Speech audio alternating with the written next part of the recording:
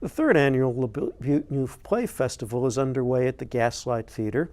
In Neil Labute's Kandahar, a young man in camouflage is alone at a table facing unseen interrogators. He's obviously a soldier who has committed a crime of some sort. It quickly becomes clear that we will find out what he has done only when the author is ready to tell us. It's a familiar premise, but the soldier's crime and his explanation are chilling in Michael Hogan's performance under John Pearson's direction. In Mark Young's Custom, Nathan Bush's character is trying to sell jewelry from Tiffany's to an elderly shop owner played by G.P. Hunsaker. The merchant isn't interested because he specializes in custom-made pieces. Under persistent questioning, the old man tells a story about himself, which is what the young man wanted all along. I prefer more action and less narrative on stage, but the play has a touching conclusion under Christopher Limber's direction.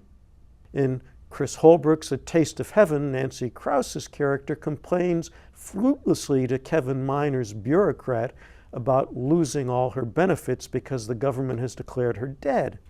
There's a nice twist along the way when Ryan Robinson's character appears, but much of the rest is predictable. B. Weller directed.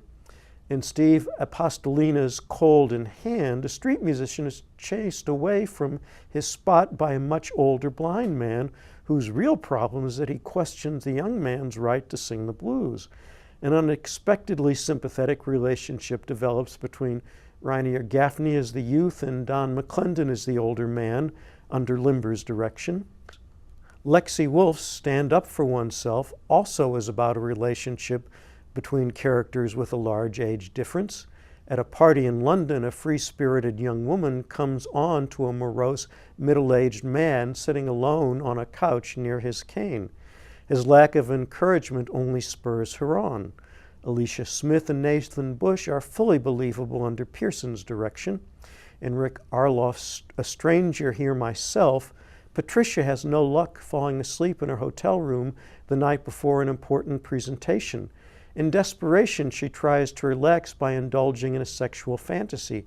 That doesn't go the way she wants it to either, as elements of her fantasy exhibit wills of their own. The risque script has plenty of surprising twists that are well executed by Jenny Smith as Patricia, along with Paul Cheragino, Don McClendon, and Stephanie Benwer, all under Pearson's direction. The set is by Patrick Huber, the lighting by Huber and Dalton Robinson, and the costumes by Carla Landis Evans. This was a good start for the Labute Festival, which repeats the Labute play with 4 more premieres this weekend. And that last play was the best one to end on, too. I agree.